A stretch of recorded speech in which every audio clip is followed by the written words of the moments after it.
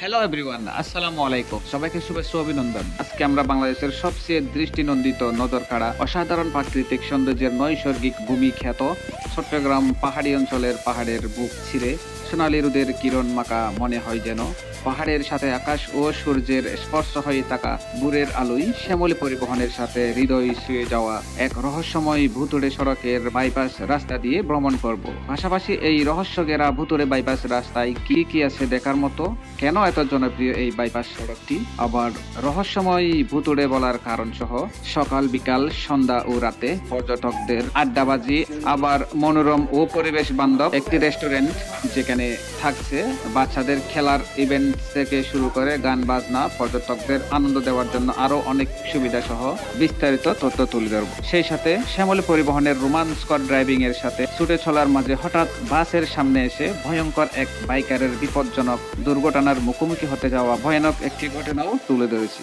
চলুন বন্ধুরা, আর দেরি না করে রহস্য ঘেরা এই ভ্রমণের আসল কাহিনীতে চলে যাই।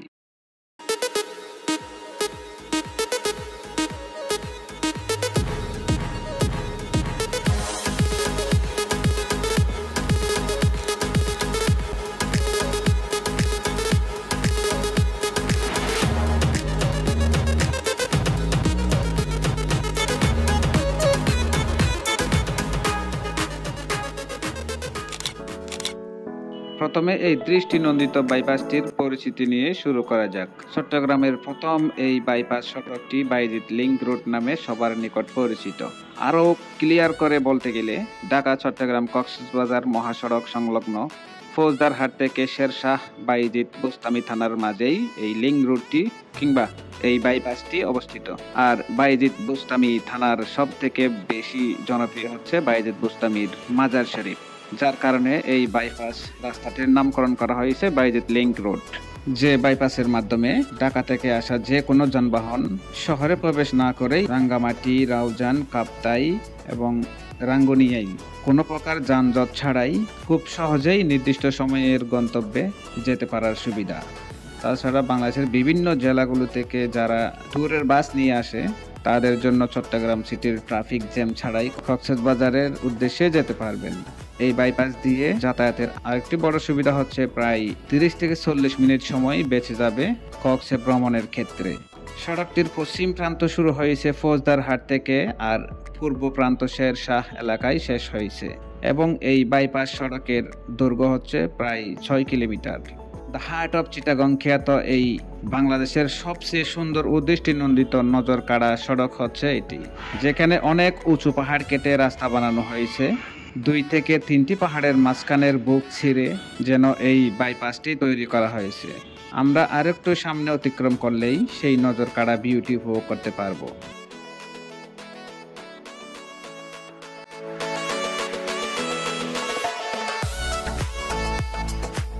ওই যে দেখুন, মনে হচ্ছে এক টুকরো সোনালী রোদের সকাল আপনাকে উকি দিয়ে ডাকছে।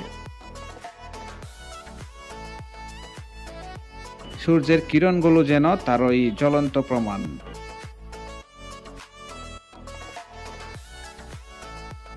ওয়াও, জাস্ট ইমাজিন, আঁকাবাঁকা রাস্তায় এমনই সব প্রাকৃতিক সৌন্দর্য ভেসে উঠছে। আমরা ইতিমধ্যে পাহাড়ের বুক ছিঁড়ে ছুটে চলেছি কক্সের উদ্দেশ্যে শ্যামল পরিবহনের রোমাঞ্চকর ড্রাইভিং এর সাথে। আর সামনে দেখতে পাচ্ছেন যে একটি ট্যুরের বাস দাঁড়িয়ে আছে। কি এক অদ্ভুত ভয়ঙ্কর সৌন্দর্যে ঘেরা মাতৃভূমি আমার। আর শ্যামলী পরিবহন তার নিজস্ব গতির ঝলকে এক আনন্দময় জার্নির অভিজ্ঞতার সাক্ষী হিসেবে মনোমুগ্ধকর ড্রাইভিং করে চলছে।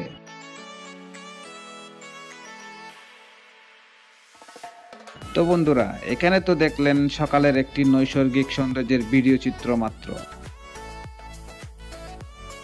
সবচেয়ে মজার ব্যাপার হচ্ছে এই ভুতুড়ে রাস্তার সৌন্দর্য কিন্তু এক এক সময় এক এক রকম, যার কারণে আসলে এই রাস্তাকে ভুতুড়ে রাস্তা বলেছি। তো সকালে যেমন সোনালী রোদের স্নিগ্ধ মাখা কিরণ ও হালকা কুয়াশায় পর্যটকদের ঘুম ভেঙে যায়, দুপুরের চিত্র বদলে যায় দ্বিতীয় তলা পর্যটক বাসের ভ্রমণ পিপাসুদের আনন্দঘন যাত্রায়, আর বিকেলের চিত্র পাল্টে যায় পাহাড়ের দুপাশের গাছগাছালির মায়াময় ও হৃদয় কাঁপানো শীতল ছায়ায় এক আশ্রয় আবাসনে।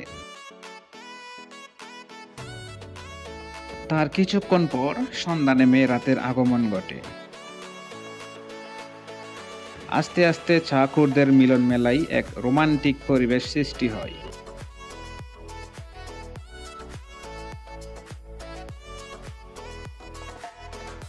পর্যটকদের একাংশ ও আশেপাশের দূর দূরান্ত থেকে ছুটে আসা ভ্রমণ পিপাসুদের আড্ডাবাজিতে যেন এই বাইপাসটির সৌন্দর্য আরও অনেকাংশে বেড়ে যায়।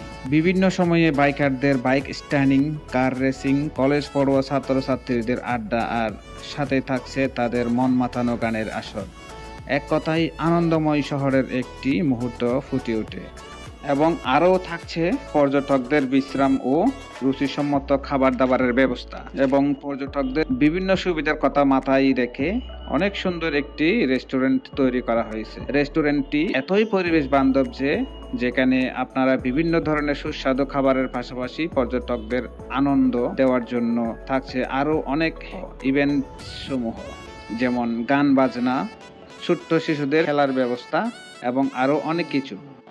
বন্ধুরা, এতক্ষণ তো ভালো দিকটাই জেনেছেন, এবার কিন্তু মন্দ দিকের পালা। যেটা না বললে আমার মনে হয় এই ট্রাভেল ব্লগের মূল বিষয়টিকে এড়িয়ে যাওয়া হবে, কারণ পর্যটকদের নিরাপত্তার বিষয়টি স্মরণ ও সতর্ক করে দেওয়াই হচ্ছে আমাদের বাস লাভার কিংবা ট্রাভেল ব্লগারদের মূল উদ্দেশ্য।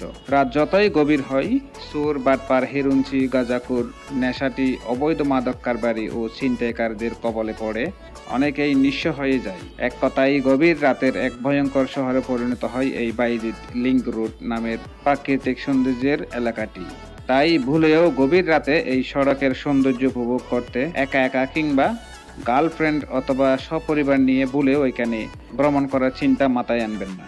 আরেকটি নিত্যদিনের ভয়ঙ্কর দিক হচ্ছে লোকাল ছাত্রী বাইকারদের লং রুটের বাসের সামনে রিস্কি ও বেপরোয়া গতি এবং বাউলিবাজি দিয়ে বেড়ায়, যে কারণে হঠাৎ দুর্ঘটনা ঘটে, এবং সেটার জ্বলন্ত প্রমাণ হচ্ছে সামনের এই বাইকার কি করে দেখুন। যে কারণে অবশ্যই বাস চালকের প্রতি আমার অনুরোধ থাকবে এই লিংক রোডে সতর্কতার সহিত বাস ড্রাইভিং করার জন্য, অন্যথায় অনেক বড় ন্যাক্কারজনক ঘটনাও ঘটতে পারে। আরও একবার সোনালী কিরণের হাতছানি দিয়ে যাওয়া সুন্দর মুহূর্তে শ্যামল পরিবহনের অসাধারণ ড্রাইভিং উপহার দেওয়ার জন্য এবং সতর্কতার সহিত নিশ্চিত দুর্ঘটনার হাত থেকে যেভাবে কন্ট্রোলিং ড্রাইভিং করেছেন, আল্লাহর রহমতের উসিলাই বড় ধরনের দুর্ঘটনা থেকে বেঁচে গেছি, যার কারণে অবশ্যই চালকের প্রতি বিশেষভাবে ধন্যবাদ জ্ঞাপন করছি। বাইজিৎ লিংক রোড কিংবা এই বাইপাস সড়কটি ব্যবহার করে আমরা মাত্র 20 থেকে 25 মিনিটের মধ্যে কোনো যানজট ছাড়াই কিন্তু চট্টগ্রাম নতুন ব্রিজ অতিক্রম করতে চলেছি। যেহেতু চট্টগ্রামের অলংকার এবং একাখান মোড়ে কোনো যাত্রী ছিল না, আমরা সরাসরি এই লিংক রুট দিয়েই চলে এসেছি।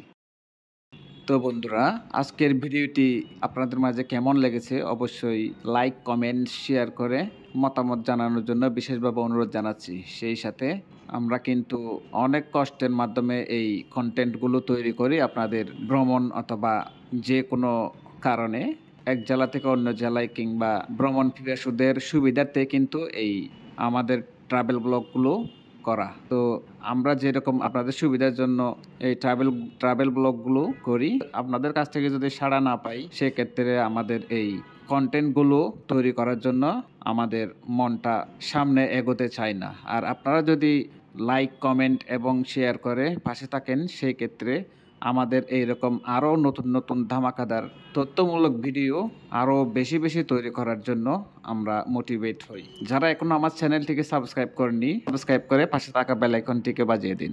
আজ এ পর্যন্তই। আসসালামু আলাইকুম ওয়া রাহমাতুল্লাহি ওয়া বারাকাতুহু।